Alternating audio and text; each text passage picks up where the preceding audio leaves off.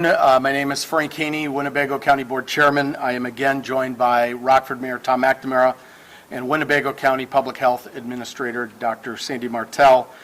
Today is the 74th day of the Emergency Operations Center being open to respond to the COVID pandemic. I guess for me today, briefly, before I turn things over to Dr. Martell for the public health update, I guess I've stepped back a little bit and just looked at the last 2 months.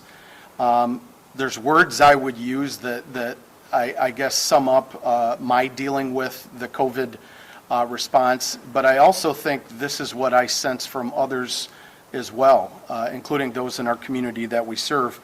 On an optimistic front, terms like progress. Progress has been made on several fronts, and I'll touch on that. At times, the pace and the cadence of what we're seeing is very frustrating, confusing, chaotic, especially lately with a lot of talk about reopening, schizophrenic, where things actually, different ideas and different perspectives are colliding at times, and we're all left making sense of what is going on and where we're going from here. So it's tough when you do get updates on one channel on TV and you hear that there's 5.5 million cases of COVID worldwide. There's over 100,000 deaths in the United States related to COVID-19. But then you turn to the other channel and you're getting updates about reopening. And you're trying to make sense of restarting the economy. At times you hear these other statistics that are fairly grim. We talk about making really great progress around public health metrics. And then you turn the channel and you're seeing incredibly sad stories of folks who have had a heck of a time recovering from COVID-19. We have flattened the curve, but then you turn the channel and you hear what a long road ahead that we may have together because there's no treatment or vaccine. And it's tough to deal with when you get these true but sometimes conflicting messages. It is true when public health folks and medical folks say the virus is in our community, it continues to spread, and we need to do what we need to do to contain its spread as we reopen. I also find one of the things maybe that I'm struggling with is I know at the end of the day our economy isn't driven completely by government, it's driven by consumers, and consumers need to feel safe and have confidence about where they're going, or they're not going to go there very often. So as we go forward, the idea that we need our consumers, people buying products, people going to places that have been shut down before this reopening, that they feel safe and confident going out into the community again. Consumers will drive, in many ways, the majority of the reopening of our economy in the coming months.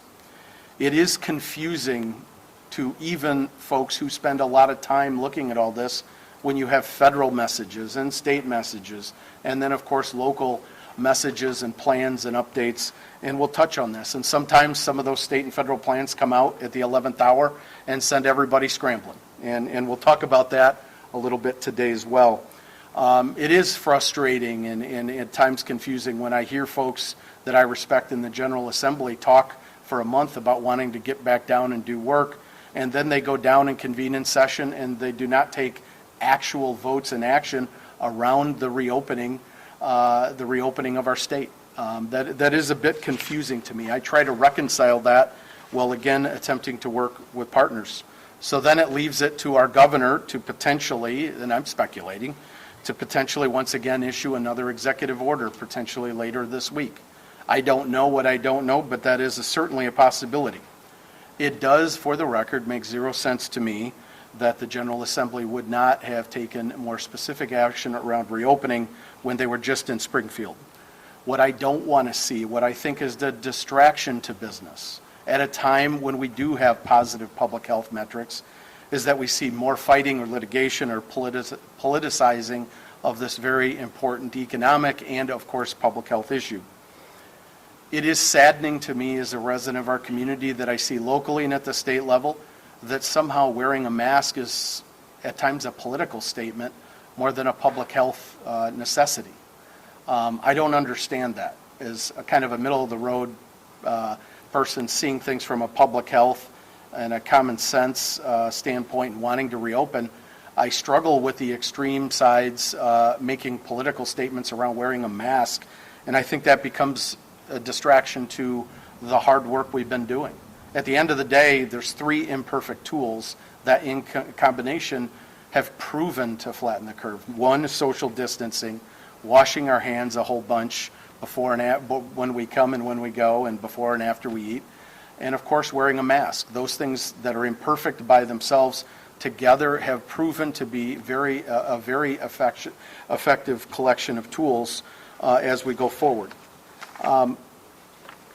We've seen, and I struggle with, and I'm sure you do too, this idea there's a range of ideological and political views related to this very topic.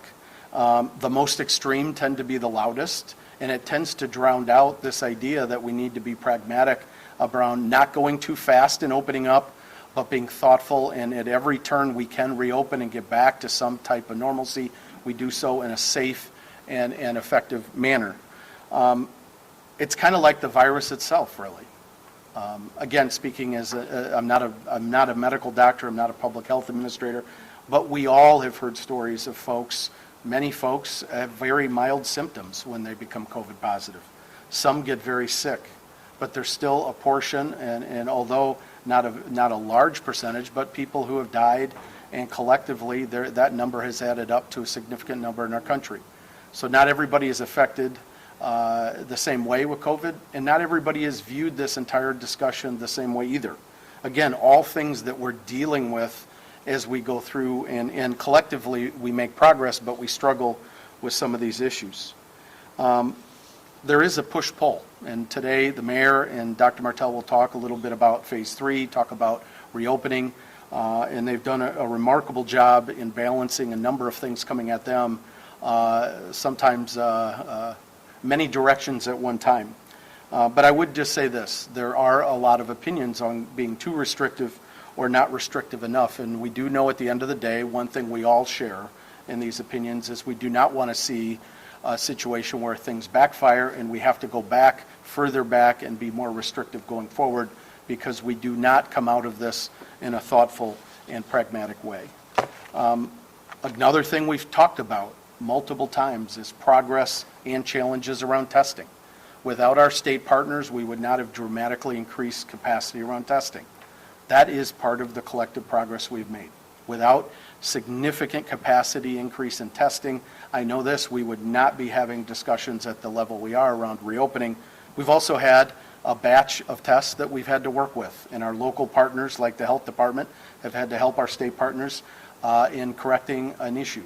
But when you look on balance, when you look at the whole, we have made significant collective progress around testing. That is part of the significant and total progress we've made to date. So I would say this, we're not where we want to be. We're not going to be in a position to be fully reopened here on Friday, but we are further ahead, way further ahead than we were just a few weeks ago. A month ago, 5 weeks ago, the amount of discussion about building up hospital capacity, making sure that we had enough ventilators, was a very real discussion with hospital partners, public health leaders, and other officials at the local and state level. Just a month or 5 or 6 weeks ago, there was a lot of attention around that. Now, because of hard work by our community, we are in a position to point at some positive things going forward. It is not as fast as anybody wants. There's a lot of things that come into play here, but ahead of what I would speculate would be a possible further action by the state of Illinois with an executive order, short of the General Assembly's action. I would say this, the net story is progress over the last several weeks, and we would not be in a position to have the progress we had if it wasn't for early action by our long-term care facilities, and some of that was at the poking and prodding of folks like Dr. Martell. And so I want to publicly thank her for that, in particular really being aggressive early in some key areas. We needed that. Without that, we would not be in the position we're in. With that, I will turn things over to Dr. Martell, and then after that, Mayor McNamara.